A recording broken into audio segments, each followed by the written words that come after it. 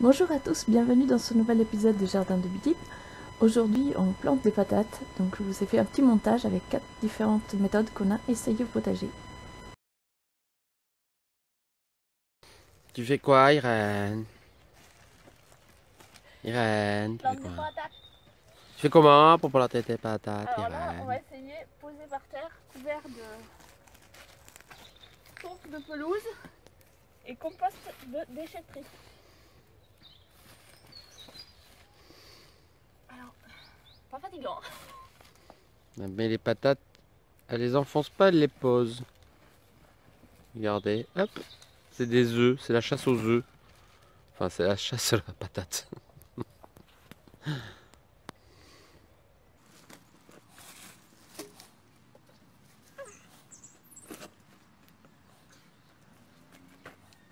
C'est ça le terreau que tu as récupéré? Voilà, ça c'est le terreau de la déchetterie qui est gratuit. Donc je mets une bonne dose de terreau là.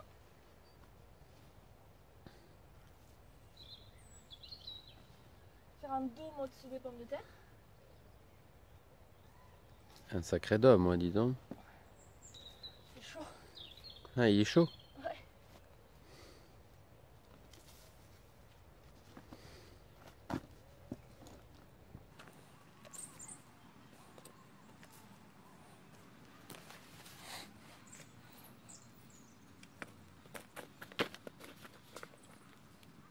C'est un bac de quoi? De 20 litres là que t'as pris?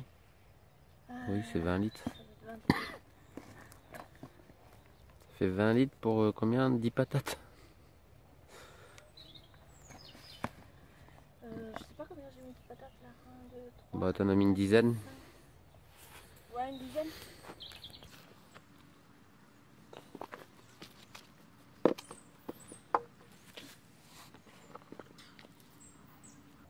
Sans désherber. Bon là cette parcelle avait été un petit peu passée à la grognette la dernière fois, mais je laisse toute la mauvaise herbe, on va voir si le paillage suffit à l'éliminer.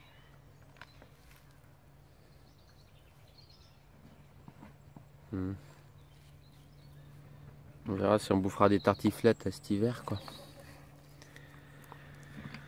Ah, celle-ci c'est patates précoces, c'est pas comment pour la tartiflette. Plutôt Bon, pour bah les ça, salades de pommes de terre. salade de pommes de terre cet été, alors. Bon, ben 20 litres pour 10 patates, hein. Donc heureusement qu'il est gratuit, le compost. Et là, maintenant, tu mets quoi?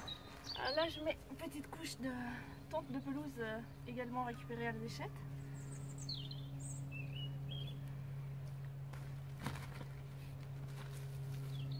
Moi, ce que j'aime bien, c'est tes chaussures de jardinerie. Elles sont trop de la classe de la balle, hein. C'est... Mettre à la mode en toutes circonstances. Voilà. C'est... on est mode quand on jardine ici. On désherbe pas et on reste toujours mode.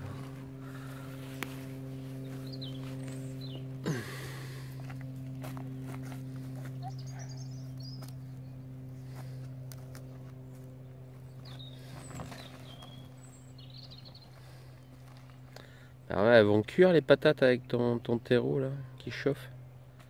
Non mais il est chaud parce qu'il est noir et il est au soleil, c'est déjà décomposé donc ça devrait pas trop chauffer. Après la salade, enfin la salade. La patate. Ouais, parce qu'avant de faire la salade de patates. Ça va chauffer. Hmm. Mais Bah quand oui. j'ai mis du terreau et que j'en mets une couche assez fine, et après je vais mettre par-dessus de la paille. C'est du foin. Mais non, elles vont être bien au chaud les patates là. Peut-être pour ça que ça coûte aussi cher maintenant les patates en fin de compte. On se rendait pas compte, mais en fin de compte, ça demande du taf quand même l'histoire. Je mets pas trop épais et puis quand ça va pousser, on va rajouter un petit peu. On va pas les laisser pourrir dans le jardin cette fois-ci. On a Georges qui est revenu. Georges, c'est notre rouge-gorge qui aime bien revenir.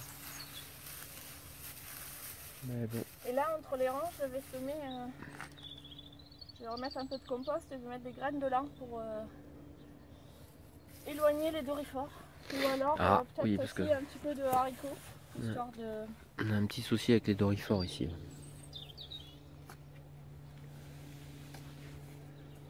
Il faut mettre de l'ail aussi. Ah oui, le dorifort c'est comme les vampires, ça aime pas l'ail. Et de l'eau bénite aussi si vous en aviez. Faudrait fois qu'on aille à Lourdes faire des prières et mettre de l'eau bénite. Le vampire des patates. Le vampire des patates, le bouffeur de patates. Et voilà. Voilà. Bon, ben résultat dans combien de temps? Dans quelques mois là. Ah ben ils veulent une date là. Hein. C'est quand qu'on mange nos premières patates de salade avec des oignons frais du jardin? C'est précoce, ça doit être juillet-août. Ah, ben alors retour juillet-août pour le résultat. Mais là tu touches plus à rien, t'attends que ça sorte? Ouais, là je vais mettre juste un petit peu de ça et puis après je mettrai un peu de ça quoi? du mémo. Là je mets de l'herbe là où il n'y a pas de paille. Ouais. Pour que les mauvaises herbes ne profitent pas de l'espace que j'ai laissé entre les deux buts. Et puis quand je mettrai mes graines dedans, je vais mettre juste un peu de terreau pour que les graines elles aient... Ouais, mais toi, une fois que tes patates vont sortir, tu remettras une couche par-dessus ou... Bah après oui, quand les pommes de terre seront bien poussées, on remettra du paillage ou des déchets qu'on a dans le jardin. D'accord. Qu'on coupe, on remettra par-dessus. Ok. Bon ben résultat dans 3 mois maintenant. Voilà. Ah, vas-y. Alors là on va expérimenter, on va mettre des patates directement dans le paillage des fèves. Puisque les fèves seront mûres avant que les patates n'arrivent à maturité, elles ne devraient pas se faire concurrence. On va voir.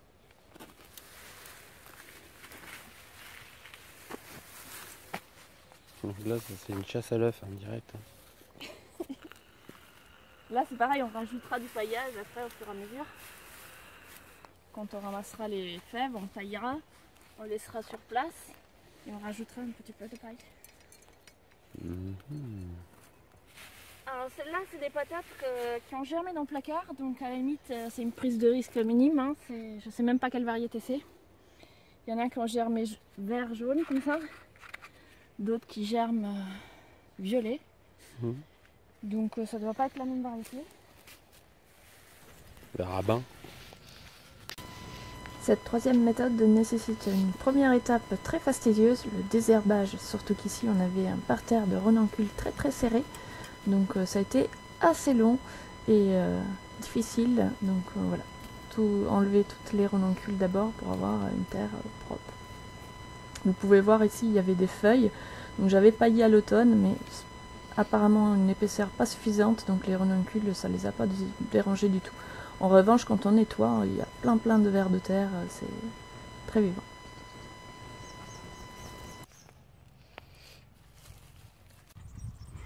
Ça y est, ce n'est pas sans peine qu'on a réussi à enlever toutes les renoncules, travailler un petit peu la terre avec la grelinette, et puis là j'ai fait des sillons et j'ai mis les plantes de terre au fond, et puis quand elles vont pousser un peu, je vais buter avec la terre qui est sur les côtés. Comme ça on va expérimenter deux façons de faire les pommes de terre différentes et on pourra voir laquelle nous donne de meilleurs résultats. Celle-ci, c'était beaucoup plus fatigant que l'autre. Bon, finalement j'ai pas pu me résoudre à laisser la terre à nu comme ça. J'ai beau vouloir expérimenter méthode traditionnelle, sous le soleil, tous les vers de terre que j'ai dérangés, plus demain la pluie, voilà, j'ai mis une couche superficielle de paillis. Je ne l'ai pas tassé, c'est juste vraiment pour protéger des rayons de soleil, et puis je l'enlèverai pour buter et je le remettrai par-dessus après. Troisième et dernière façon de faire des pommes de terre, là on a un gros tas de compost, enfin ce qu'on pourrait appeler du compost, mais en gros c'est toute l'herbe qui a été arrachée les années précédentes et posée simplement en tas. Ça commence à bien se décomposer, donc là j'ai juste fait des trous et mis quelques pommes de terre de celles qui avaient germé dans les placards pour tester, voir comment ça se passe. Et de toute façon ce tas, à l'automne je vais sans doute le démonter, donc comme ça je pourrais récolter des pommes de terre en même temps. Donc c'est plutôt la quatrième façon de faire des pommes de terre. Expérimenter 4 façons, on verra bien ce que ça donne.